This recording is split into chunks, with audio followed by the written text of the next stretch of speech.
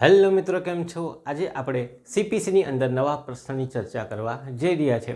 આજનો આપણો પ્રશ્ન છે, દાવો દાખલ કરવાથી માંડીને હુકમનામા સુધીના તબક્કાની ચર્ચા કરો. એનો મતલબ જ્યારે તમે દાવો દાખલ કરો ત્યારથી માંડીને જે તમારા પાસે ઓર્ડર આવી જાય, હુકમનામું આવી જાય ત્યાં સુધીની પ્રક્રિયા તમારે સમજાવવાની છે.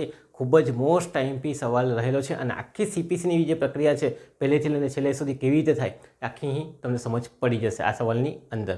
ચાલો, આ સવાલ પૂછાય એટલે સૌથી પહેલે તમારે પ્રસ્તાવના સમજાવવાની છે. ત્યાર પછી આ જે પ્રક્રિયા આપેલી છે, દાવો દાખલ કર્યા બાદથી જે હુકમનામાની પ્રક્રિયા છે તે આખી પ્રક્રિયાના ઓર્ડર નંબર તમારે લખવાના છે અને પછી એને વારાફરતી સમજાવવાનો છે અને છેલ્લે તમારે સમાપન લખવાનો છે. હવે આ સીપીસીની જે પ્રક્રિયા છે આખી જ પ્રક્રિયા અહીં આવી જાય છે, તમામ પ્રક્રિયા આવી જાય છે. એટલે આ સવાલ ખૂબ જ લાંબો જવાબ બનશે અને તમારે ધ્યાનથી સાંભળવાનો પડશે. લગભગ 45-50 મિનિટ પણ બની શકે છે. ચાલો તો શરૂઆત કરીએ. સૌથી પહેલાં તમારે પ્રસ્તાવનાની અંદર લખવાનું છે કે આ જે દાવો દાખલ કર્યા બાદથી જે હુકમનામા સુધીના જે તબક્કાઓ છે એ તમને ક્યાં જોવા મળે છે? તો સીપીસી જે કાયદાની અંદર ઓર્ડર નંબર 02થી લઈને 020 સુધી, કાંથી 02થી માંડીને 020 એટલે કે 20, ઓર્ડર નંબર 20 સુધી તમને શું જોવા મળશે? દાવો દાખલ કર્યા બાદથી લઈને હુકમનામા સુધીના તબક્કા જોવા મળશે, જેની અંદર દાવો દાખલ કરે, દાવો તૈયાર કરે, ત્યાર પછી પક્ષ નિવેદન આવશે, સમન્સની બજાવણી થાય, સાંભેવાળો જવાબ આપશે, સેટ ઓફની માંગણી થશે, પછી તપાસ થશે અને નિરીક્ષણ થશે, પછી જવાબ લેવાશે, સોગંદનામું લેવાશે અને છેલ્લે હુકમનામું આપે. આખી પ્રોસિજર તમારે અહીં સમજાવવાની રહેશે. તો ઓર્ડર નંબર 20થી ઓર્ડર નંબર 2થી લઈને ઓર્ડર નંબર 20ની અંદર તમને દાવો દાખલ કરવાથી માંડીને હુકમનામા સુધીની પ્રક્રિયા આખી આપણને આપવામાં આવેલ છે સીપીસીની અંદર. અહીં આપણે કલમ લખવાની કોઈ જરૂરિયાત નથી, ઓર્ડર નંબર તમારે યાદ રાખવાના રહે છે. તો આ તમે ધ્યાનમાં લખી લેજો કે સીપીસીના કાયદા અંતર્ગત ઓર્ડર નંબર 02થી લઈને ઓર્ડર નંબર 020 ગુજરાતીમાં લખો તો પણ ચાલશે. ઓર્ડર નંબર 2થી લઈને ઓર્ડર નંબર 20ની અંદર દાવો કઈ રીતે દાખલ થાય ત્યારથી માંડીને હુકમનામું કઈ રીતે આવે એની તમામ પ્રક્રિયા આપણને આપવામાં આવેલી છે, જેની અંદર પક્ષ નિવેદન આવશે, સમન્સની બજાવણી આવશે, સાંભેવાળાના જવાબ આવશે, મુદ્દત અરજી આવશે, દાવો ન કરવાની વિગત આવશે, સમન્સની બજાવણી આપ્યા બાદ પ્રતિવાદી જવાબ આવશે. તો તમામ પ્રક્રિયા આપણને અહીં આપવામાં આવેલી છે. તો આ તમારે ધ્યાનમાં રાખવાનું રહે છે. તો પ્રસ્તાવનાની અંદર આટલી વસ્તુ તમારે ફ્રેમ કરવાની રહે છે. હવે આપણે આપણા સવાલના જવાબ પર આવી જઈએ કે ભાઈ દાવો દાખલ કરવાથી માંડીને હુકમનામાના તબક્કા, આવું તમારે ટાઇટલ બનાવવાનું છે અને આખી પ્રોસિજર તમારે અહીં સમજાવવાની રહે છે. મુદ્દા પહેલે બનાવવાના છે અને મુદ્દાને પછી વ્યવસ્થિત સમજાવવાના છે. જવાબ ખૂબ લાંબો બનવાનો છે. જોઈ લઈએ કેવી રીતે બનશે, કેવી રીતે બધા મુદ્દા આપણા કવરઅપ થાય. તો સૌથી પહેલાં ઓર્ડર નંબર 2 આવે. ઓર્ડર નંબર 1ની અંદર શું આપવામાં આવેલ છે? તો ઓર્ડર નંબર 1ની અંદર વાદી અને પ્રતિવાદી અને એના જોડાણની વાત કરેલી છે. ઓર્ડર નંબર 3ની અંદર એના એજન્ટો છે એની વાત કરેલી છે. તો આપણે એ અહીં લેતા નથી. વાદી પ્રતિવાદી વગર તો દાવો થાય જ નહીં. ચાલો, આપણને જે માંગેલું છે તે અહીં આપી દઈએ. છતાં બી મેં તમને કહી દીધું કે અંદર 1ની અંદર અને 3ની અંદર શું છે. શરૂઆત કરીએ ઓર્ડર નંબર 2થી. ઓર્ડર નંબર 2ની અંદર છે દાવો તૈયાર કરવાનો. દાવો કોણ તૈયાર કરે? તો ભાઈ વાદી તૈયાર કરશે, જેને પ્રોબ્લેમ હશે તે. તો ઓર્ડર નંબર 2ની અંદર શું હશે? દાવો તૈયાર કરવામાં આવે. તૈયાર કરવામાં આવે પછી દાવો દાખલ કરવામાં આવે. દાખલ ક્યાં કહેવાય? હુકુમતની અંદર, જ્યાં કોર્ટ હોય ત્યાં દાવો દાખલ કરવામાં આવે. તો ઓર્ડર નંબર 2ની અંદર દાવો તૈયાર કરવામાં આવે. ઓર્ડર નંબર 4ની અંદર દાવાને દાખલ કરવામાં આવે, મીન્સ કે અદાલતની અંદર દાવો દાખલ કરવામાં આવે. અદાલતની અંદર દાવો દાખલ થાય તો હવે એમ કહે છે કે ઓર્ડર નંબર 3 કાં ગયો? તો ભાઈ એજન્ટ દ્વારા દાવો દાખલ કરવાનો, એની વાત છે. હવે આવે ઓર્ડર નંબર 5. ઓર્ડર નંબર 5ની અંદર સમન્સની બજાવણી થાય. સમન્સની બજાવણી કોને કરવામાં આવશે? સાંભેવાળાને કરવામાં આવશે. એટલે સમન્સની બજાવણી કઈ રીતે, કેવી રીતે આખી કરવાની, આખી પ્રોસિજર ઓર્ડર નંબર 5માં લખેલી છે. પછી ઓર્ડર નંબર 6માં આવે તો પક્ષ નિવેદન આવે. પક્ષ નિવેદનની અંદર બે વસ્તુ આવે. વાદીની અરજી ઓલરેડી અહીંયા થઈ ગઈ. દાવો તૈયાર કરે ત્યારે અને અરજીની અંદર બધી જ વિગત લખી દીધેલી હશે, બરાબર, દાવા અરજીની. હવે સાંભેવાળો જવાબ આપશે તો એને પણ પક્ષ નિવેદન ઓર્ડર નંબર 6ની અંદર આવે. તો આજે સમન્સ બજાવણી થયા બાદ સાંભેવાળોને જવાબ આપશે. કોને? અદાલતની અંદર સમન્સ આવેલો હશે તે તારીખે. તો સાંભેવાળો જવાબ આપે તો પ્રતિવાદીનો જવાબ એ બી પક્ષ નિવેદન છે અને વાદીની અરજી એ બી પક્ષ નિવેદન છે. તો ઓર્ડર નંબર 6ની અંદર પક્ષ નિવેદનની આખી ડિટેલ્સ આપણને આપવામાં આવેલી છે. ત્યાર પછી ઓર્ડર નંબર 7ની અંદર દાવા અરજી આવે તો નકારી દેવામાં આવે. એના જુદા જુદા કારણો છે બી અહીં આપણે લખવાના છે કે ક્યારે દાવા અરજી નકારી દેવામાં આવે. તો દાવા અરજી નકારી દેવામાં આવે, ભાઈ એને પ્રોબ્લેમ થતી હોય તો અદાલતને. પછી આવે ઓર્ડર નંબર 8, સેટ ઓફની માંગણી અને પ્રતિ માંગણી. જવાબ, દાવા અરજીનો જવાબની વાત છે. જવાબ કેટલા દિવસમાં કરવાનો તે છે. પછી તમારી વાત કરેલી છે સેટ ઓફ અને પ્રતિ માંગણી. સેટ ઓફ એટલે કે સેટલમેન્ટ કરવાની વાત કરેલી છે. વાદી કઈ છે, સામે પ્રતિવાદી પણ જવાબ આપશે તો એ સેટ ઓફ થાય કે નહીં તેની વાત કરેલી છે. પછી ઓર્ડર નંબર 9 આપણને કામનો નથી, જેની અંદર વાત કરેલી છે પક્ષકારોની ગેરહાજરી.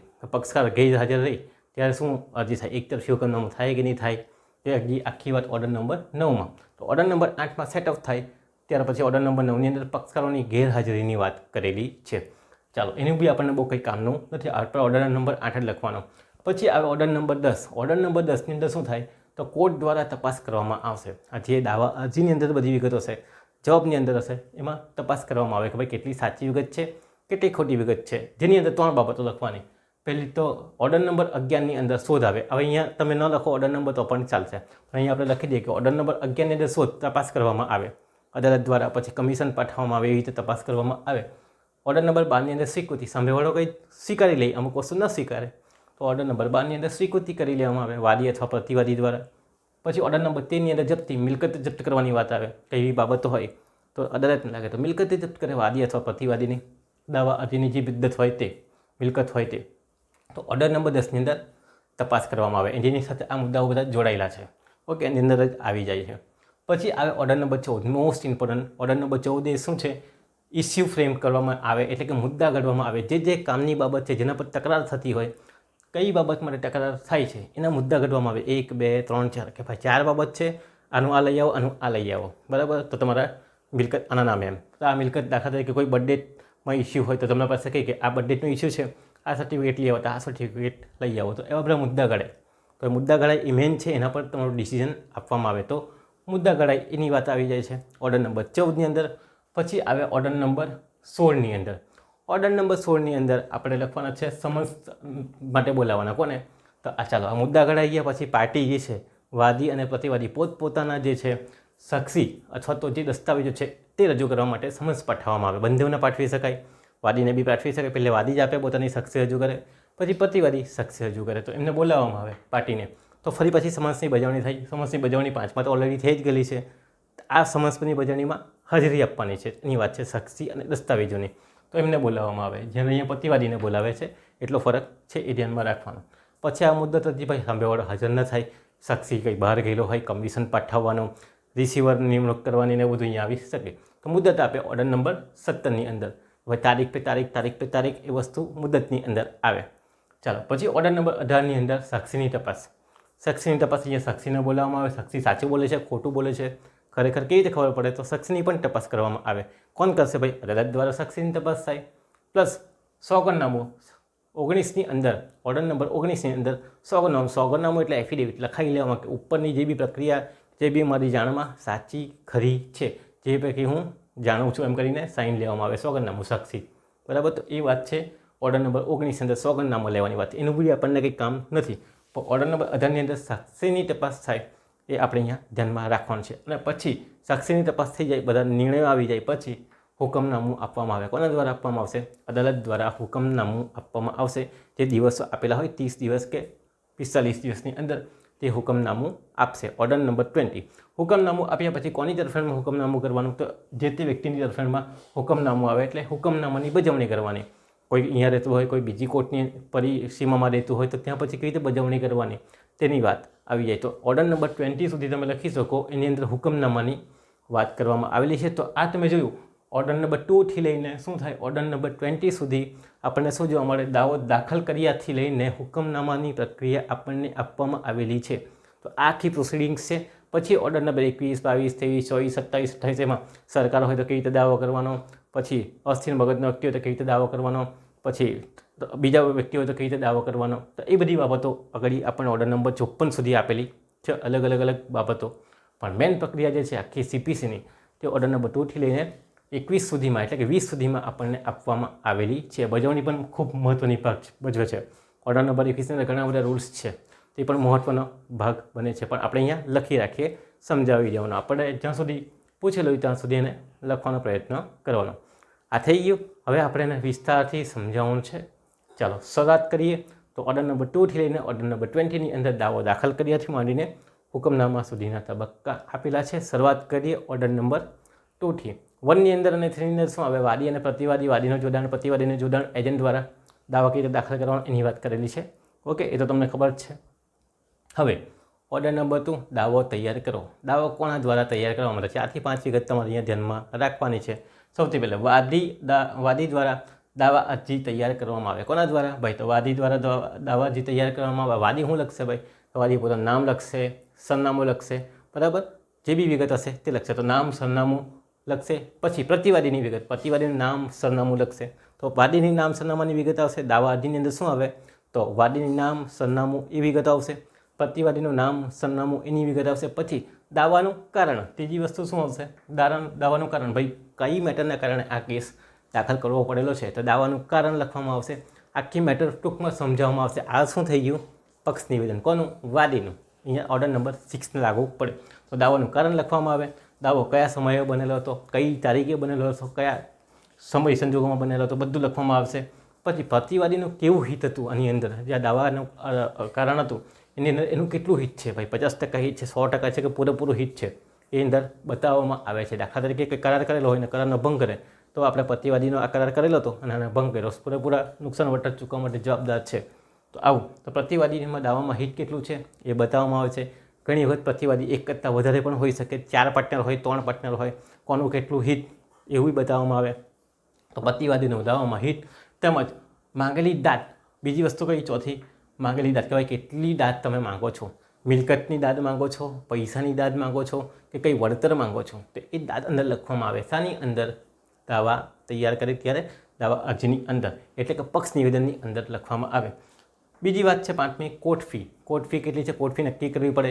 જેવી તમારી મિલકત હશે એના આધારે કોર્ટ ફી અંદર લાગુ પડે. 10,000, 15,000, 20,000, 25,000, લાખ છે, 2 કરોડ છે, જેવી તમારી નાણાકીય વળતર હોય તેવી તમારી કોર્ટની ફી લાગુ પડે. એટલે દાવા અરજીની અંદર આટલી વિગત તમારે લખવી પડે. ઓકે, શું લખવાનું છે? વાદીનું નામ, સરનામું, પ્રતિવાદીનું નામ, સરનામું, દાવાનું કારણ એ લખાઈ દીધું. પછી શું લખવાનું છે? તો પછી તમારે લખવાનું છે કોર્ટ ફીની વાત. અને છેલ્લે તમારી જે માંગેલી દાદ છે, નાણાકીય દાદ છે કે કોઈ મિલકતની દાદ છે, એને તમારે લખવાની હોય. તો ઓર્ડર નંબર 2ની અંદર આટલી વસ્તુ તમારે શું લખવાનું છે? દાવો તૈયાર કરે ત્યારે લખવાની હોય. ત્યાર પછી ઓર્ડર નંબર શું આવે? 4. ઓર્ડર નંબર 3ની અંદર એજન્ટની વાત છે. તો ઓર્ડર નંબર 4ની વાત કરીએ, દાવો દાખલ કરવો. હવે આપણો સવાલ સ્ટાર્ટ થઈ, દાવો દાખલ કરવાનો. ભાઈ દાવો ક્યાં દાખલ કરવાનો? ભાઈ જે હુકુમત ધરાવતી કોર્ટ હોય, તૈયાર થઈ જાય આ બધું, પછી જે હુકુમત ધરાવતી કોર્ટ હોય એની અંદર દાવો દાખલ કરવાનો. 2 ટાઈપની કોર્ટ આવે, સિનિયર અને જુનિયર. જુનિયરની અંદર દાવો દાખલ કરવાનો અથવા તો સિનિયર કોર્ટની અંદર દાવો દાખલ કરવામાં આવે છે. આટલું તમે લખી દેવાનું. ચાલો, દાવો તૈયાર થઈ ગયા બાદ હુકુમત ધરાવતી કોર્ટની અંદર દાવો દાખલ કરવામાં આવે છે. જેની અંદર જુનિયર ડિવિઝન કોર્ટ હોય, સિનિયર સિવિલ કોર્ટ હોય. તો આ તમારે લખવાનું. Junior division civil court, senior civil division court, આ લખી દેવાનો છે. એની અંદર તમારે દાવો દાખલ કરવાનો. હંમેશા હુકુમત ધરાવતી કોર્ટની અંદર દાખલ કરાવવાનો. અહીં એક બાબત એવી કીધેલી છે કે સિનિયર અને જુનિયર બંનેને હુકુમત હોય તો તમારે જુનિયરની અંદર પહેલે દાવો દાખલ કરવો. એનો મતલબ છે કે નીચલી અદાલતમાં પહેલે દાવો દાખલ કરવાનો. ભલે ને બંને કોર્ટને હુકુમત હોય તો બી તમારે ક્યાં દાવો દાખલ કરવાનો હોય? નીચલી કોર્ટની અંદર દાવો દાખલ કરવાનો હોય. જ્યારે પણ દાવો દાખલ કરો ત્યારે 2 કોપીની અંદર, 2 નકલની અંદર દાવો દાખલ કરવાનો હોય. કાં? કોર્ટની અંદર. ચાલો, તો આટલી વસ્તુ ધ્યાનમાં રાખવાની છે. દાવો તૈયાર થઈ ગયા બાદ ઓર્ડર નંબર 4ની અંદર દાવો દાખલ કરવાનો છે. તો દાવો તૈયાર થઈ ગયા બાદ હુકુમત ધરાવતી કોર્ટની અંદર, એટલે કે જુનિયર ડિવિઝન સિવિલ કોર્ટ અથવા તો સિનિયર ડિવિઝન સિવિલ કોર્ટની અંદર દાવો દાખલ કરવામાં આવે છે. જ્યારે બી દાવો દાખલ કરવામાં આવે છે નીચલી કોર્ટની અંદર દાવો દાખલ કરવાનો હોય છે, બંધારણની હુકુમત હોય તો. જ્યારે બી દાવો દાખલ કરી ત્યારે 2 કોપીની અંદર 2 નકલ તો હોવી જ જોઈએ, નહીં તો તમારી દાવા અરજી નકારી દેવામાં આવશે. તો આ નકારે ત્યારે યાદ રાખવું પડશે. તો 2 નકલની અંદર તમારે શું ધરાવવાનું છે? તો દાવો દાખલ કરવાનો રહે છે. તો આટલી વસ્તુ તમારે ધ્યાનમાં રાખવાની છે. દાવો એક જ વ્યક્તિ છે કે અલગ અલગ વ્યક્તિ છે તે બધું તમારે લખવાનું છે. કે દાવો દાખલ કરતી વખતે 2 વ્યક્તિ બી હોય તો અલગ અલગ દાવો દાખલ કરે, અથવા તો પ્રતિવાદી અલગ અલગ હોય, એક કરતાં વધારે પ્રતિવાદી હોય તો તે તમારે અહીંયા જણાવવાનું હોય જ્યારે બી તમે દાવો દાખલ કરો ત્યારે. પછી એ વ્યક્તિ અલગ અલગ જગ્યા પર પણ રહેતો હોય તો એ પણ અહીં મેટર કરે છે. તો દાવા જ્યારે દાખલ કરો ત્યારે કેટલી વ્યક્તિ છે, કેટલા પ્રતિવાદી છે, કેટલા વાદી છે, ચોખ્ખોટ શબ્દમાં લખવામાં આવે છે. પ્રતિવાદી ક્યાં ક્યાં રહે છે એ પણ અહીં લખવામાં આવે છે. ચાલો, તો આટલી જ વસ્તુ છે. તો દાવો દાખલ કરો, દાવો દાખલ થઈ જાય કોર્ટની અંદર. હવે શું થાય? ચાલો, તો પહેલે દાવો જે તૈયાર થઈ જાય વાદી દ્વારા, પછી ઓર્ડર નંબર 4ની અંદર દાવો જે તે કોર્ટની અંદર દાખલ કરવામાં આવે છે. હવે આપણે વાત કરીએ ઓર્ડર નંબર 5ની. ઓર્ડર નંબર 5ની અંદર શું છે? સમન્સની બજાવણી કરવામાં આવે છે. કોને સમન્સની બજાવણી થશે? ભાઈ વાદીએ તો કોર્ટની અંદર અરજી કરી દીધી. હવે કોર્ટ જે છે તે પ્રતિવાદીને શું કરશે? સમન્સ મોકલશે. ભાઈ આવો અને જવાબ આપો. ભાઈ એવી મુદ્દા ઘડેલા છે અને આ પ્રોબ્લેમ છે તો આવીને જવાબ આપો. ચાલો, તો દાવા અરજી કોર્ટની અંદર એટલે કે જે તે હુકુમત ધરાવતી કોર્ટની અંદર દાખલ થાય એટલે અદાલત દ્વારા પ્રતિવાદીને સમન્સ મોકલવામાં આવે. હવે સમન્સ ક્યાં મોકલવાનો, કેવી રીતે મોકલવાનો, એની આખી પ્રોસિજર અહીંયા તમારે લખવાની છે. ચાલો, તો દાવા અરજી દાખલ થયા બાદ શું થાય છે, અદાલત ફોન મોકલે છે, અદાલત પ્રતિવાદીને સમન્સ મોકલશે. શાના માટે સમન્સ મોકલશે? ભાઈ દાવા અરજી જે આને દાખલ કરેલી છે, ઓર્ડર નંબર 6 જે આને દાખલ કરેલો છે વાદીએ, એનો જવાબ આપવા માટે એટલે કે એને પણ પક્ષ નિવેદન આપવાનો મોકો આપશે. કોણ આપશે? તો અદાલત. તો ઓર્ડર નંબર 6 મુજબ એ પણ દાવા અરજીનો જવાબ આપશે. કોણ આપશે ભાઈ? પ્રતિવાદી જવાબ આપશે ઓર્ડર નંબર 6 મુજબ. તો જવાબ આપવા માટે કહેવામાં આવશે. ચાલો, જવાબ આપવા માટેનો ટાઈમ છે. સુનાવણી કેટલા દિવસની અંદર કરવાની છે? મોસ્ટ ટાઈમ બી 30 દિવસની અંદર સુનાવણી કરવામાં આવશે. 30 દિવસની અંદર એને જવાબ આપવાનો છે અને સુનાવણી કરવામાં આવશે. આ વાત આવે છે. ચાલો, સમન્સ મોકલવાનો છે, પ્રતિવાદીને સમન્સ મોકલે અને એ પોતાનો જવાબ આપશે, પક્ષ નિવેદન આપશે. કેટલા દિવસની અંદર? 30 દિવસની અંદર. કોણ આપશે? પ્રતિવાદી. ક્યાં આપશે? અદાલતની અંદર. વાત પતી ગઈ. પણ અહીંયા આપણે વાત લખવાની છે મેન કઈ? સમન્સની બજાવણી. સમન્સની બજાવણી કઈ રીતે કરવાની, ક્યાં થાય, કેવી રીતે થાય, કોણ કરે, તો એ જવાબ આપણે લખીએ. ચાલો, તો સમન્સની બધી પ્રતિવાદી જ્યાં રહેતો હોય ત્યાં, અથવા તો જ્યાં ધંધો કરતો હોય ત્યાં, જ્યાં દાવાનું કારણ ઉદ્ભવેલું હોય ત્યાં આપણે સમન્સ મોકલવાનું છે. મેન તો ત્યાં રહેતો હોય, જ્યાં ધંધો કરતો હોય ત્યાં આપણે મોકલવાનું છે. ચાલો, કોના દ્વારા મોકલવાનું છે? તો ભાઈ અદાલત દ્વારા જે અધિકારીની નિમણૂક કરવામાં આવેલ હોય, નોર્મલી પોલીસ અધિકારી દ્વારા મોકલવામાં આવે તો આપણે અહીંયા લખી શકીએ અદાલતના નિયત અધિકારી દ્વારા સમન્સ પાઠવાશે. તો અદાલતના દ્વારા જે પોલીસ અધિકારીની નિમણૂક કરવામાં આવેલી હશે અથવા તો કોર્ટના જે મેમ્બર હશે એના દ્વારા શું કરવામાં આવશે? સમન્સ પાઠવવામાં આવશે. ક્યાં? ભાઈ જ્યાં રહેતો હોય, જ્યાં ધંધો કરતો હોય, જ્યાં દાવાનું કારણ ઉદ્ભવેલું હોય તેવા કોર્ટના પરિસીમામાં શું કરવામાં આવશે? સમન્સ મોકલવામાં આવશે. ચાલો, જેમાં શું હોય ભાઈ? જજની સહી હોય, તારીખ લખેલી હશે, કઈ તારીખે તમારે આવવાનું છે એ પણ લખેલું હોય. ઓકે, તો સહી સિક્કા, જજની સહી હોય, કોર્ટનું નામ હોય, સિનિયર ડિવિઝન છે, જુનિયર ડિવિઝન છે, બધું લખેલું હોય. તારીખ, સહી સિક્કા હાથે કઈ તારીખે આવવાનું છે એ પણ અહીંયા લખવામાં આવે છે. ઓકે, ચાલો, તો થઈ ગયું. બીજું, જ્યાં રહેતો હોય ત્યાં ધંધો કરતો હોય ત્યાં નિયત અધિકારી દ્વારા. બીજું, જો પ્રતિવાદી તેના સ્થળે ન મળે તો શું કરવાનું ભાઈ? જો પ્રતિવાદીના સ્થળે નહીં મળે તો બે ઓપ્શન છે. કુટુંબનો વડીલ જે સભ્ય હોય એને જણાવવાનું, એને સમન્સ પઠવાયેલું છે એ રીતે સ્વીકારે તેની સાઇન લેવાની રહે છે એની હાજરીમાં. ઓકે, તો કુટુંબનો વડીલ સભ્ય હશે, પપ્પા હશે, મમ્મી હશે, એમની સાઇન લેવાની છે. ક્યાં? કે આ ભાઈ આ તારીખે, આ સમયે, આ જગ્યા પર મને આ સમન્સ મળેલું છે, હું મારા પુત્રની તરફેણમાં હું આ સમન્સને સ્વીકારું છું, હું એને આપી દઈશ. એટલે કુટુંબના વડીલને સભ્યની શું કરવામાં આવશે? સમન્સની બજાવણી કરવામાં આવશે જો પ્રતિવાદી ન મળે તો. બીજું શું થાય? સમન્સ પર સહી લેવાશે. કોની? મેં તમને કહી ગયું કે ભાઈ કુટુંબના વડાની સભ્ય જે હશે તેની સહી લેવાશે. ઘણીવાર આગળના ભાગે શું કરવામાં આવે? તો ઘર અથવા બિલ્ડિંગના આગળના ભાગે સમન્સને ચોંટાડી દેવામાં આવે. ઘર બંધ હોય, ઘણી વખત આવડતા નહીં હોય, બરાબર. તો એવા સંજોગોની અંદર શું કરવામાં આવે? ઘરના આગળના ભાગે અથવા તો ધંધામાં જ્યાં રહેતા હોય ત્યાં આગળના ભાગે ચિપકાવવામાં આવે, ચોંટાડી દેવામાં આવે કે ભાઈ તમારે આ તારીખે અહીંયા આજે સમન્સ છે એની બેઠી કોપી ચિપકાવી દેવામાં આવે. કારણ કે એકવાર, બે વાર, 3 વાર ઘણી વખત પોલીસ અધિકારી જાય, ન મળે તો શું કરવાનું? છેલ્લે ચિપકાવી દેવામાં આવે છે. પણ જેમ બને તેમ શોધવામાં આવે છે. કોને? પ્રતિવાદીને. જેટલું બી કોશિશ ફોનના મદદથી, ઈમેલની મદદથી, વોટ્સઅપના માધ્યમથી, કોઈ બી માધ્યમથી ને શોધવામાં આવે. પછી આ બધું થાય. જો નહીં મળે તો ઓકે, પહેલે તો આ જ છે કે ભાઈ એને પકડો પ્રતિવાદીને. નહીં મળે તો પછી વડીલ નહીં હોય તો પછી ઘરના આગળના ભાગે ચોંટાડી દેવું. તો આ રીતે સમન્સની બજાવણી થાય છે. ચાલો, અન્ય અદાલતની હુકુમતમાં રહેતો હોય, ભાઈ વલસાડમાં કોર્ટ કેસ ચાલતો રહે તો ભાઈ સુરતમાં હોય તો પછી સુરતની જે કોર્ટ હોય ત્યાં આ સમન્સ મોકલવામાં આવે. સુરતની કોર્ટ દ્વારા પછી જે તે અધિકારીને કહે કે ભાઈ આ રીતે એના ઘરે જઈને ચોંટાડી આવો, તો સુરતની કોર્ટમાં આ મોકલી આપવામાં આવે સમન્સ. સુરતની કોર્ટ ઓર્ડર કરશે ત્યાંના નિયત અધિકારીને, જે અહીંયા આપણે જોઈએ કઈ રીતે, તો નિયત અધિકારીને અરજી કરશે. નિયત અધિકારી એ સમન્સ લઈ જશે અને એને પાઠવશે કોઈ બી રીતે. ભાઈ પછી આ પાઠવવાની આ રીતે પોતાને પકડે, એને આપી દઈ પ્રતિવાદીને. નહીં હોય તો પછી શું કરે? ઘરના કુટુંબના વડાને કાં તો પછી ઘરના આગળના ભાગે ચીપકારી દેશે. અન્ય કોર્ટમાં અન્ય પેલા પરિસરમાં રહેતો હોય, અન્ય કોર્ટની પરિસરમાં, દાખલા તરીકે વલસાડમાં કેસ ચાલુ છે તો વલસાડવાળા સુરતમાં રહેતો, પેલો ભાઈ સુરતમાં રહેતો હોય તો સુરતવાળાને એ આપી દે, બરાબર. સુરતની કોર્ટ એને ઓર્ડર કરશે જે તે વ્યક્તિના નિયત અધિકારીને અને એને હુકુમતમાં ફેરવશે. તો આ રીતે સમન્સ એ પાઠવશે એ વ્યક્તિ જે સુરતવાળો છે તે. ચાલો, તો ટપાલના ઈમેલની માધ્યમથી પણ હવે તો મોકલાવી શકાય છે સમન્સ, પણ એ વેલિડ નથી, બરાબર. એવું કોર્ટે કહેલું છે સુપ્રીમ કોર્ટે કે ટપાલના ઈમેલ વેલિડ નથી. ચાલો, તો હુકુમત ધરાવતી કોર્ટ સમન્સ મોકલશે એટલે સમન્સની બજાવણી કરશે. કેટલા દિવસમાં હાજર થવાનું છે? પેલા ભાઈ 30 દિવસમાં હાજર થવાનું છે, પોતાનો જવાબ આપવાનો છે. ચાલો, તો હવે આવે ઓર્ડર નંબર 6. અત્યાર સુધી શું જોયું? દાવો તૈયાર કર્યો, ઓર્ડર નંબર 2 દાવો તૈયાર કર્યો, દાવો દાખલ કર્યો, ઓર્ડર નંબર 4 અદાલતની અંદર, ઓર્ડર નંબર 5 સમન્સની બજાવણી કરવામાં આવશે કોર્ટ દ્વારા, અને ઓર્ડર નંબર 6 પક્ષ નિવેદન. પક્ષ નિવેદન ચાલો અહીંયા આપણે સમજાવી દીધું છે કે વાદી દ્વારા જે દાવા અરજી તૈયાર કરવામાં આવે, જેને નામ, સરનામું, પ્રતિવાદીનું નામ, સરનામું, દાવાનું કારણ, દાવાની વિગત, ટૂંક સમયમાં કઈ તારીખે ક્યારે ક્યારે કઈ વિગત કેવી રીતે બનેલી, ટૂંકમાં આખી નિવેદન તૈયાર કરવામાં આવે, સાથે પુરાવા પણ જોડવામાં આવે શોર્ટની અંદર, અને એ દાવા અરજી એ વાદી માટેની જે છે તેને શું કહેવામાં આવે? પક્ષ નિવેદન. તેવી રીતે સાંભેવાળો ઓર્ડર નંબર 6 મુજબ સમન્સ પાઠવ્યા પછી પોતાનો જવાબ આપશે. જે દાવા અરજી આવેલી છે એની સામે એ પોતાનું નામ, સરનામું, આખા દાવાની વિગત, જે બી કરારનામું થયેલું હોય તે તમામ વિગતો પોતાનો જવાબ જે અરજી આવેલી છે એના તરફેણમાં રજૂ કરશે. તો એ પણ શું છે?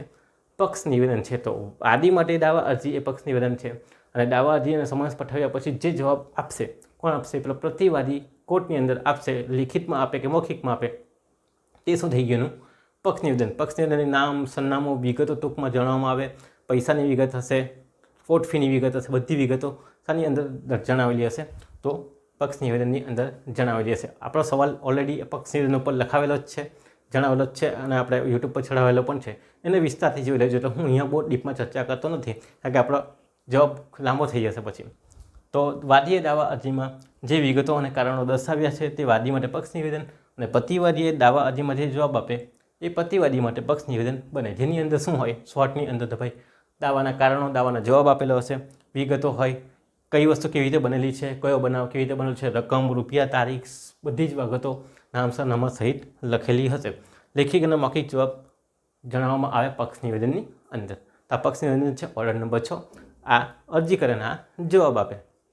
ઓર્ડર નંબર 6ની અંદર આ વિગતો આપેલી છે કે પ્રતિવાદી જવાબ આવે તો શું કરવાનું, કેવી રીતે જવાબ તૈયાર કરવાનો, વાદીએ કેવી રીતે અરજી તૈયાર કરવાની. ઓર્ડર નંબર 6 લાગુ પડે છે. હવે ઓર્ડર નંબર 7ની વાત કરીએ. પેલા ભાઈએ જવાબ આપવાનો છે, બરાબર, જવાબ આપી દીધો છે, દાવા અરજી નકારવી. હવે લાગે અદાલતને કે ભાઈ યોગ્ય કારણ નથી, કયા કયા કારણ છે? નીચે મુજબના કારણ નથી, દાવા અરજીને રદ કરી દે. કઈ કઈ બાબતો એવી હશે જેના કારણે દાવા અરજી રદ થાય? તો અહીંયા આપણે લખવાનું નીચેના કારણસર દાવા અરજી નકરાઈ જાય. નકરાઈ જાય એટલે રદ કરી દેવામાં આવે અદાલતને લાગે તો. કઈ કઈ બાબતો છે? પહેલી તો આ બાબત છે, 2 કોપીની અંદર તમે દાવો દાખલ ન કરો તો, બરાબર ને, તો શું કરી દેવામાં આવે? રદ કરી દેવામાં આવે, ઉડાવી દેવામાં આવે. ચાલો પછી આપણે જોઈ લઈએ વિસ્તારથી. યોગ્ય કારણ ન હોય, દાવાનું કોઈ ચોક્કસ કારણ ન હોય, ખાલી એમ જ અરજી કરી દીધેલી હોય, કોઈ કંઈ કારણ જ ન ઉદ્ભવતું હોય, તો યોગ્ય કારણ ન હોય. આ પહેલો મુદ્દો છે, જેની કારણે દાવા અરજી ન કરાય. બીજી વાત, દાવાની કિંમત બરાબર ન હોય, કિંમત બરાબર લખેલી નહીં હોય, બરાબર ઉલટસુલટ લખેલી હોય, તો તેવી સંજોગોમાં પણ દાવા અરજી રદ થાય. યોગ્ય ન હોય કહેવાનો મતલબ, જે દાદા માંગેલી હોય તે યોગ્ય ન હોય, એના કારણે દાવા અરજી રદ થતી હોય.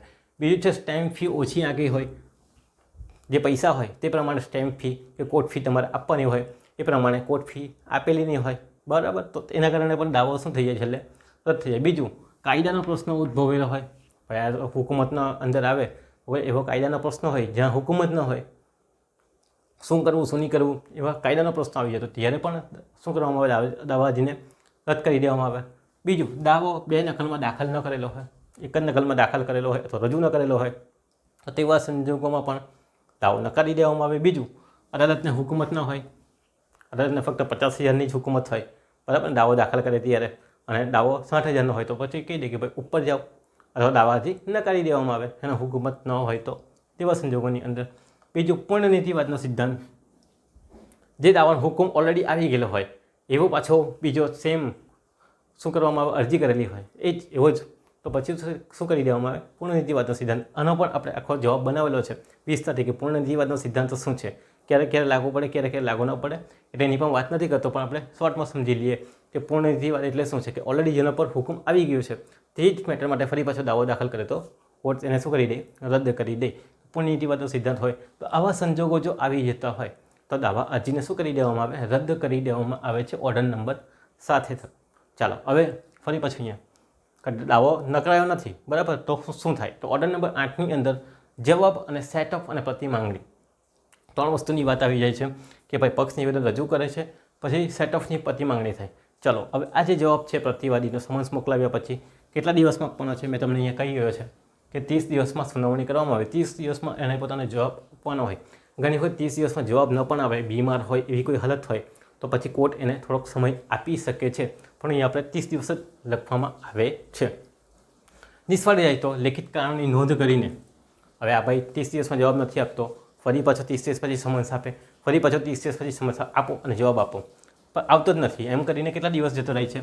90 દિવસ જતા રહે છે. એનો મતલબ કે 3 મહિનાનો સમય વીતી જાય છે. તો એક તરફી હુકમનામું પણ આપી શકે. એના માટે અરજી કરવી પડે.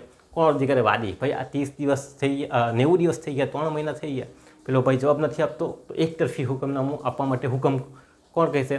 વાદી કહેશે ભાઈ આટલા દિવસ થઈ ગયા, શું કરતો છે? પેલો ભાઈ તો આપતો જ નથી. તો એક તરફી હુકમનામા માટે અરજી કરશે ને પછી અદાલત જોશે કે ભાઈ આટલા ટાઈમ આપ્યો છતાં પણ નથી આવતો, તો એક તરફી હુકમનામું આપી શકે છે. તો એની અરજી કરવી પડે પણ, બરાબર. એક તરફી એક્સપર્ટી ઓર્ડર માટે, એક તરફી હુકમનામા માટે કોણ કરશે? વાદી દ્વારા કરવામાં આવે. તો આ 30 દિવસનો ટાઈમ આપે, એની અંદર એનો જવાબ આપવાનો હોય. ચાલો, જવાબ નહીં આપે તો પછી કારણોની નોંધ કરે. 90 દિવસની અંદર એક તરફી હુકમનામાની પણ વાત અહીંયા કરેલી છે. હવે સેટ ઓફ એટલે શું અને પ્રતિ માંગણી એટલે શું? તો વાદીએ જે લેણની રકમની માંગણી કરે એની સામે પ્રતિવાદી જે જવાબ આપે એને શું કહેવામાં આવે? Set of. 5 લાખની માંગણી કરેલી છે, હવે વડો કે ભાઈ 4માં પતાવી દઈએ, બરાબર, 4માં પતાવી દઈએ. અથવા કોઈ મિલકત છે એનો સામે કહી દે કે ભાઈ 50 લાખ રૂપિયા આપી દઉં, વાત પતાવો, તો એને શું કહેવામાં આવશે? Set of. વાદી તરફથી વાદીએ જે અરજી કરેલી હશે એની અંદર પ્રતિવાદી જે કહે એને તેને શું કહેવામાં આવે? સેટ ઓફ તરીકેની વાત કરવામાં આવે. તો વાદીએ જે લેણની રકમની માંગણી કરેલી હોય, મિલકત હોય, એની સાંભેવાળો બી કહે કે હું આટલા આપી દેવા, તો સાંભેવાળો પ્રતિવાદી જે માંગણીનો જવાબ આપે, સેટલમેન્ટ કરવાની વાત કરે, તો એને શું કહેવામાં આવશે? સેટ ઓફ તરીકે કહેવામાં આવશે. તેવી રીતે વાદી ફરી પાછો એને જવાબ આપશે તો એને શું કહેવામાં? પ્રતિ માંગણી. ફરી પાછી માંગણી. પ્રતિ માંગણી એટલે ફરી પાછી માંગણી કહેવાય. ચાલો ઉદાહરણ આપીને સમજાવું. 50 સમજો કે મિલકતની વાત કરેલી હતી, કોઈ મિલકત છે, સામેવાળો કહે 50 લાખ આપીને સેટ કરી દો, એને કહેવામાં સેટ ઓફ. પણ વાદી કે 50 લાખ તો નહીં જોઈએ, 60-70 કરી આપ, 70 તો મને જોઈએ, તો 70ની માંગણી કરે તો તેને શું કહેવાય? પ્રતિ માંગણી. તો વાદી અને પ્રતિવાદી એકબીજા તરફથી જે પોતાનો જવાબ રજૂ કરે, એકબીજાને સવાલ કરે અને જવાબ રજૂ કરે, એકબીજાની માંગણી કરે, તેને સેટ ઓફ અને પ્રતિ માંગણી તરીકે વાત કરવામાં આવેલી છે. તો આ તમને ઉદાહરણ આપીને મેં તમને કહી દીધું કે ભાઈ કોઈ મિલકત છે, બરાબર, એની સામે સાંભેવાળો કહે છે, પ્રતિવાદી કહે છે ભાઈ 50 લાખ લઈ લો, તો એ સેટ ઓફની માંગણી છે, બરાબર. પણ વાદી પછી કે 75 લાખ જોઈએ, બરાબર, તે પ્રતિ માંગણી છે. તો આ રીતે સેટ ઓફ અને પ્રતિ માંગણી ઉદાહરણ આપીને તમારે સમજાવવાનું છે. સેટ ઓફ એટલે વાદી તરફથી જે લેણી રકમની માંગણી કરે તેની સામે પ્રતિવાદી જે માંગણીનો જવાબ આપે તેને સેટ ઓફ કહેવામાં આવે છે, અને વાદી પણ તેની સામે જવાબ આપે તો તેને શું કહેવામાં આવે? પ્રતિ માંગણી તરીકે ઓળખવામાં આવે. પણ સેટ ઓફ અને પ્રતિ માંગણી ક્યારે થાય એની શરત આપણે અહીંયા લખવી પડે. તો 3 શરતની વાત કરેલી છે. પૈસાનો દાવા હોવો જોઈએ, બરાબર. દાવા કેવો હોય છે? મિલકતનો નહીં પણ પૈસાનો હોવો જોઈએ તો થાય, નહીં તો થાય નહીં. બીજું, રકમ વસૂલ કરી શકાય તેવી હોવી જોઈએ. મિલકત તો વસૂલ કરી નહીં શકાય, એકબીજાને આપી નહીં શકાય, તો મિલકત અથવા તો રકમ વસૂલ કરી શકાતી હોવી જોઈએ. ત્રીજી વાત છે, અદાલત નાણાકીય હુકુમત વટાવતી હોવી જોઈએ નહીં, બરાબર. અદાલતની હુકુમત હોવી જોઈએ. આ કહેવા માંગે સિમ્પલ ભાષામાં, હુકુમત વટાવી જતી હોવી જોઈએ. સિનિયર સિટીઝનને 50 લાખ સુધીની હુકુમત છે ને પેલો 60 લાખ માંગે તો કેવી રીતે થવાનું? નહીં થાય, બરાબર. તો આ વસ્તુ છે. તો નાણાકીય હુકુમત વટાવતી હોવી જોઈએ નહીં. પક્ષકારની હેસિયત બદલાતી હોવી જોઈએ નહીં, તો પક્ષકારની હેસિયત પણ નહીં બદલાવી જોઈએ, તો એની પણ અહીં વાત કરેલી છે. તો આ છે જવાબ અને સેટ ઓફની પ્રતિ માંગણીની વાત કરેલી છે. ચલો, તો આ સેટ ઓફની વાત આવી જાય. હવે આપણે નેક્સ્ટ ઓર્ડર ઉપર જઈએ. ઓર્ડર નંબર 8ની અંદર સેટ ઓફની કોશિશ અને પ્રતિ માંગણીની કોશિશ કરવામાં આવે છે, પણ એ સેટ ઓફ પણ ન થાય. તો હવે આપણે આગળ જવાનું છે ઓર્ડર નંબર 10ની અંદર. ઓર્ડર નંબર 9માં શું આવે? તો પક્ષકાર ગેરહાજર હોય તો શું થાય તેની કાર્યવાહીની વાત કરેલી છે. તો એ આપણે પડતા નથી, એ આપણા માટે કામનું નથી. અહીં આપણે જોઈ જ ગયા છે કે ઓર્ડર નંબર 9 પક્ષકારોની ગેરહાજરી હોય તો ડેટ લેવામાં આવે છે ને એ બધી વાત થાય છે. પણ આપણે સીધી વાત કરીશું ઓર્ડર નંબર 10ની અંદર કે કોર્ટ દ્વારા તપાસ અથવા તો અદાલત તરફથી તપાસ કરવાની વાત આવે છે સેટ ઓફની કાર્યવાહી અને પ્રતિ માંગણી બાદ.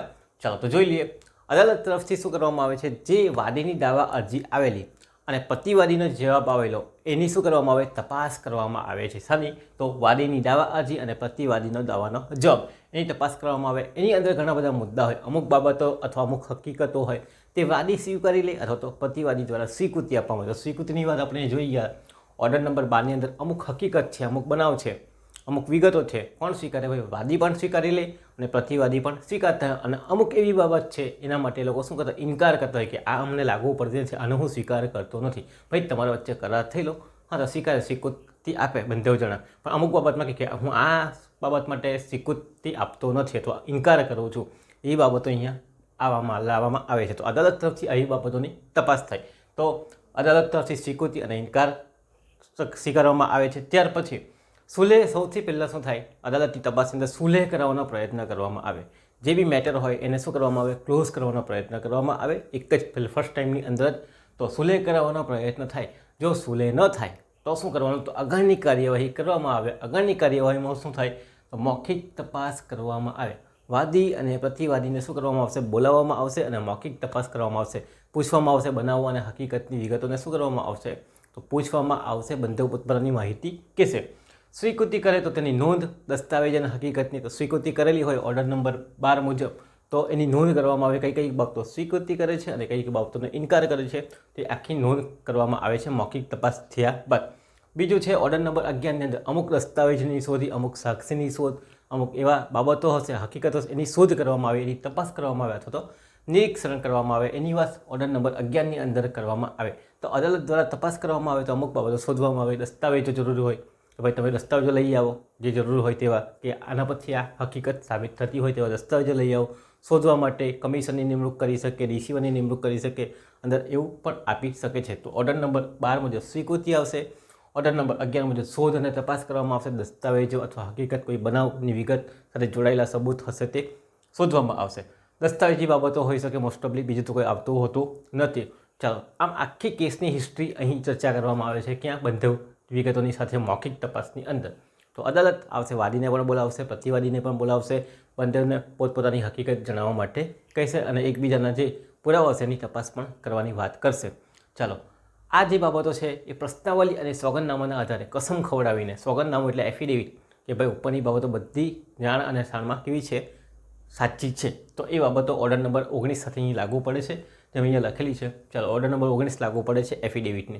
તો કેસની તમામ હકીકત એકબીજાને જણાવવામાં આવે છે. જણાવ્યા પછી એફિડેવિટ લેવામાં આવે છે, પ્રશ્નો પૂછવામાં આવે છે, પ્રશ્નાવલી તૈયાર કરવામાં આવે છે અને સોગંદનામા લેવામાં આવે છે. બંનેના કે ઉપરની જે વિગતો તમે જણાવેલી બધી સાચી છે, વાદી પ્રતિવાદી બંનેઓને પૂછવામાં આવે છે અને એ લોકો પોતાનું સોગંદનામું આપે છે અને સ્વીકૃતિ પણ અહીં આપે છે. ચાલો, તો આટલી વસ્તુ થાય. અને દસ્તાવેજી પુરાવા હોય તો દસ્તાવેજી પુરાવો પણ લેવામાં આવે, જેમ કે કરારની વિગત હોય, દસ્તાવેજો હોય, ચોપડા હોય, ચેક હોય, એકબીજાને ટ્રાન્સફર કરેલા હોય કોઈ રકમ તો તેની વિગતો હોય, તો એ બધી વિગતો પણ અહીં દસ્તાવેજી પુરાવા તરીકે લેવામાં આવે છે.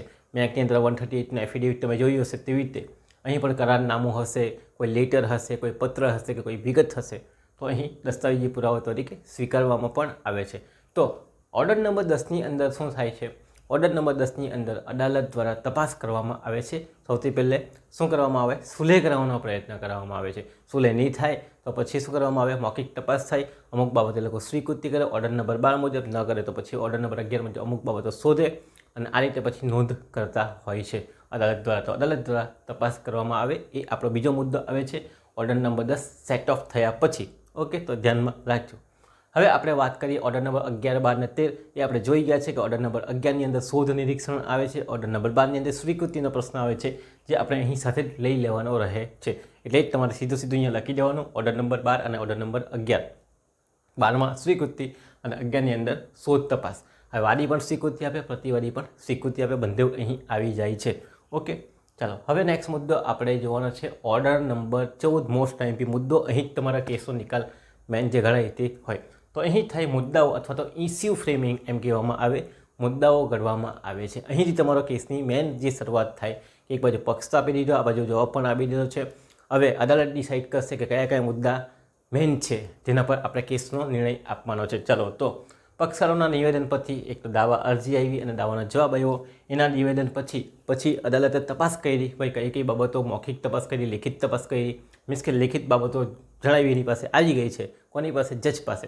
હવે શું થાય છે, તો મુદ્દાઓ ઘડાય છે. મુદ્દાઓ કોણ કરશે? ભાઈ જજ નક્કી કરશે આ બધી માહિતીઓ પરથી, દાવા અરજી પરથી, દાવાના જવાબ પરથી, આ લેખિત તપાસ, મૌખિક તપાસ પરથી જોઈએ. તો એના પછી શું નક્કી કરે, તો હકીકતના મુદ્દા અને કાયદાના મુદ્દા અથવા તો મહત્ત્વના જે પ્રશ્નો છે એ ડિસાઇડ કરે છે. કોણ ડિસાઇડ કરે છે? જજ જે બેસેલા હોય તે ડિસાઇડ કરે. શાના પરથી? જે પક્ષ નિવેદન આવેલા હતા બંને તરફથી, વાદીની અરજી, વાદીનો જવાબ, પ્રતિવાદીનો જવાબ અને આ જે પ્રશ્નો પૂછેલા હતા એના પરથી પ્રશ્નાવલીના આધારે આ અદાલત તરફથી તપાસ કરેલી તેના આધારે જે જવાબ ભેગા થયા છે એના આધારે શું કરશે, મુદ્દાઓ ફ્રેમ કરશે કે કયા કયા મુદ્દાઓ છે જેનાથી કેસનો નિકાલ થાય. તો ઘણા બધા પ્રશ્નો હોઈ શકે. એમાં પહેલો આવે કાયદાનો પ્રશ્ન, બીજો હકીકતની કોઈ બાબત હોય એનો પ્રશ્ન હોય, ત્રીજો મહત્ત્વના પ્રશ્નો જે કેસનો નિર્ણય લાવતા હોય. તો 3 પ્રશ્નો કોણ લાવશે એના આધારે મુદ્દા ગણવામાં આવે છે. કોણ લાવશે આ તમારા જે જજ છે તે ડિસાઇડ કરશે ઉપરની માહિતી જે આવેલી હશે એને આધારે. તો આ વસ્તુ તમારે યાદ રાખવાની છે. ચલો, મહત્ત્વના પ્રશ્નો કઢાયા બાદ અદાલત દ્વારા નક્કી કરવામાં આવે છે કે કેવો પુરાવો લેવામાં આવશે. હવે મહત્ત્વના પ્રશ્નો નક્કી થઈ ગયા, કાયદાના પ્રશ્નો નક્કી થઈ ગયા, પછી અદાલત ડિસાઇડ કરે કે કયો પુરાવો લેવાનો છે. ભાઈ મૌખિક પુરાવો લેવાનો છે કે લેખિત પુરાવો લેવાનો છે અને કેવી રીતે લેવાનો છે એ ડિસાઇડ કરવામાં આવે. દાખલા તરીકે તમારી બર્થ ડેટનો પ્રશ્ન હોય, બર્થ ડેટ નક્કી કરતો અદાલત કહેશે લિવિંગ સર્ટિફિકેટ નહીં ચાલે અને બીજી સર્ટિફિકેટ પણ નહીં ચાલે, પણ જન્મ તારીખ હશે તે ચાલશે. દાખલા તરીકે મેં કીધું ને, તમારો બર્થ ડેટનો પ્રશ્ન હશે, જજ ડિસાઇડ કરશે કે ભાઈ જન્મનો દાખલો લાવો તો તમારું કામ થઈ જશે. તમે આધાર કાર્ડની અંદર બર્થ ડેટ આપો તો બી નહીં ચાલશે, એલસીની અંદર બર્થ ડેટ આપો તો પણ નહીં ચાલશે. તમને કીધું જન્મનો પુરાવો લાવો, તો આ શું થઈ ગયું, જન્મનો પુરાવો ક્યાંથી મળશે તે તમારે લાવવાનો છે. તો એ ડિસાઇડ કરવાનું કામ કોનું, જજનું. તો જજ જ ડિસાઇડ કરશે કે કયા કયા મુદ્દાઓ છે, એના માટે કયા કયા પુરાવાની જરૂર છે. તો જજ નક્કી કરશે તે મુજબના પુરાવા કોણ આપવા પડશે, વાદી અને પ્રતિવાદી બંને આપવા પડશે. ચાલો, તો આ વાત છે અહીંયા કે અદાલત દ્વારા નક્કી કરવામાં આવશે કે કેવો પુરાવો લેવામાં આવશે કે આપવાનો રહેશે.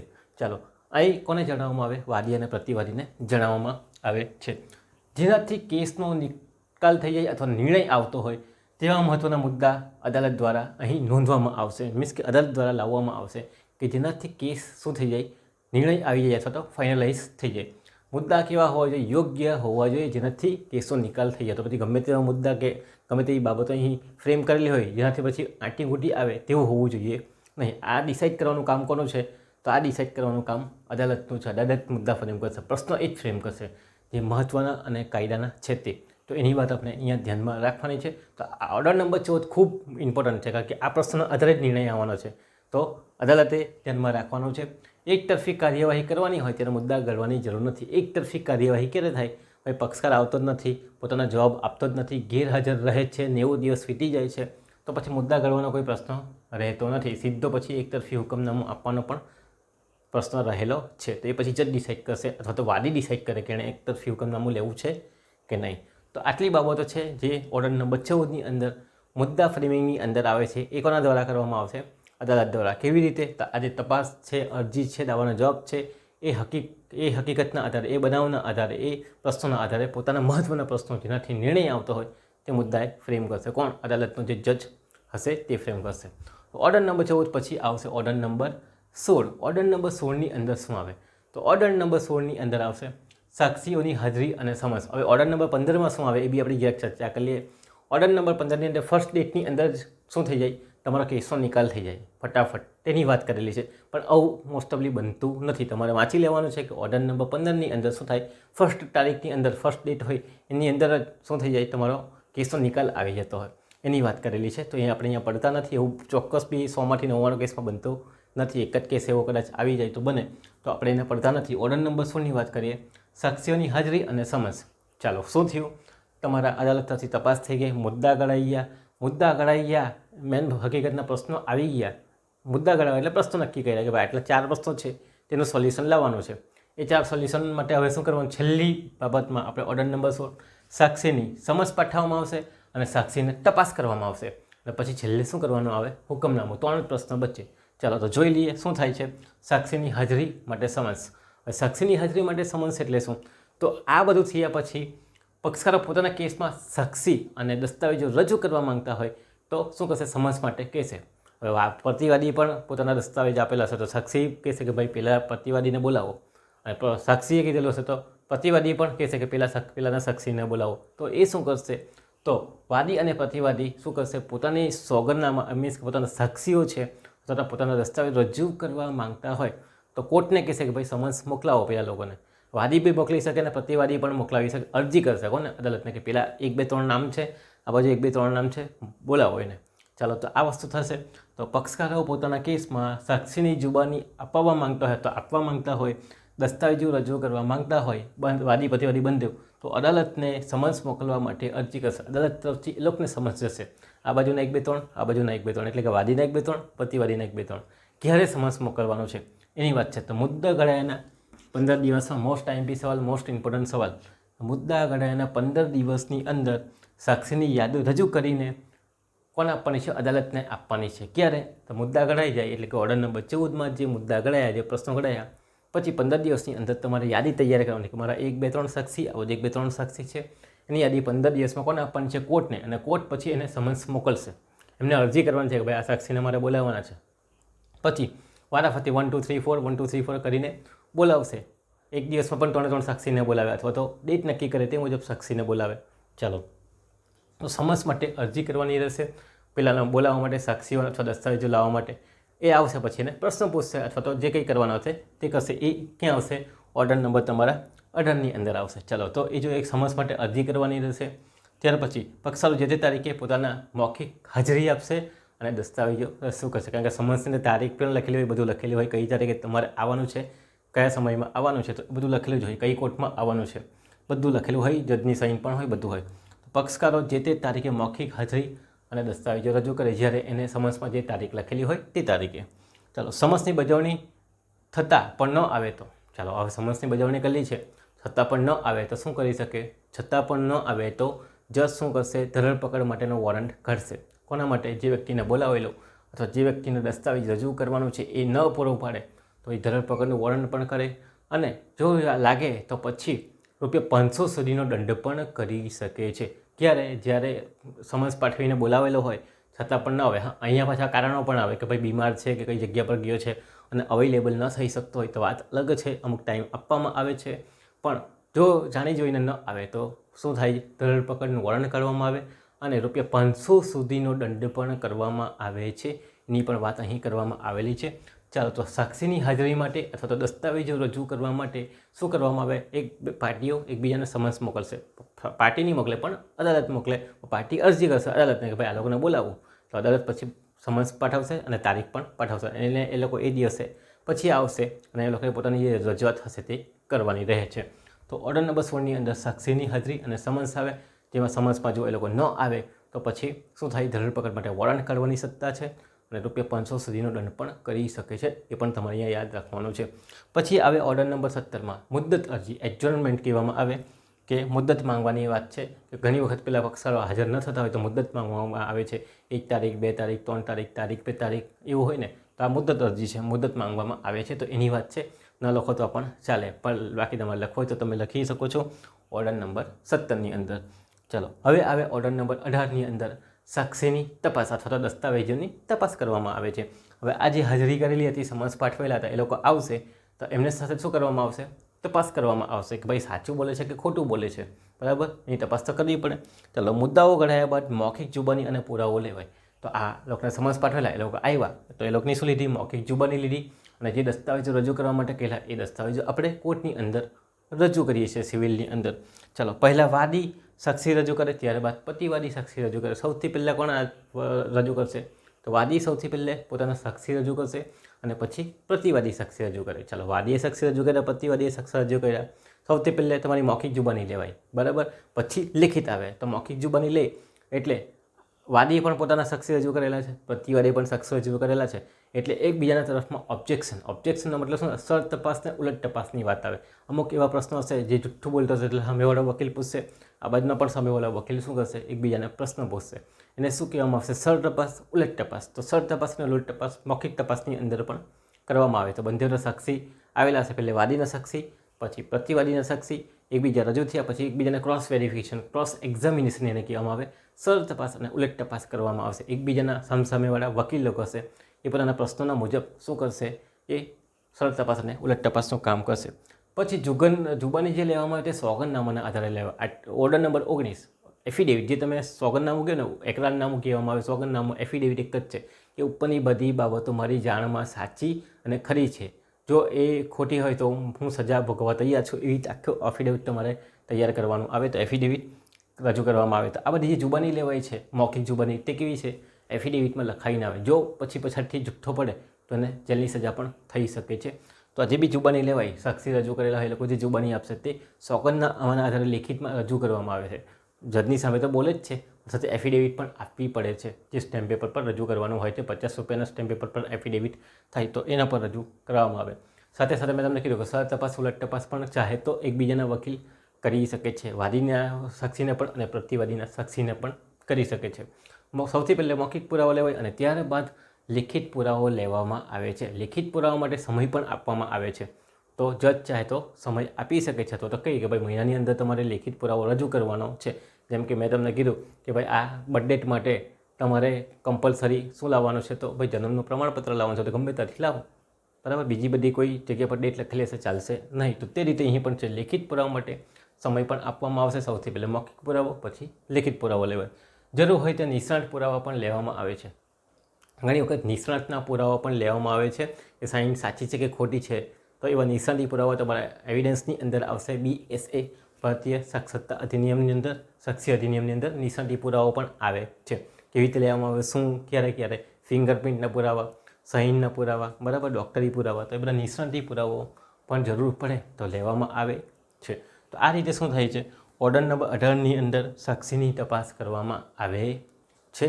પછી આવે ઓર્ડર નંબર 19, એમાં એફિડેવિટ, સોગંદનામું, એની વાત કરેલ છે કે સોગંદનામું ઉપરની બાબતો મારી જાણમાં સાચી અને ખરી છે, એની હું ખાતરી આપું છું. જો ખોટી પડે તો પછી સજાની જોગવાઈ છે. તો એ રીતે આર્ટિકલ ઓર્ડર નંબર 19ની અંદર શું છે, તો ઓર્ડર નંબર 19ની અંદર એફિડેવિટ, સોગંદનામાની વાત કરેલી છે.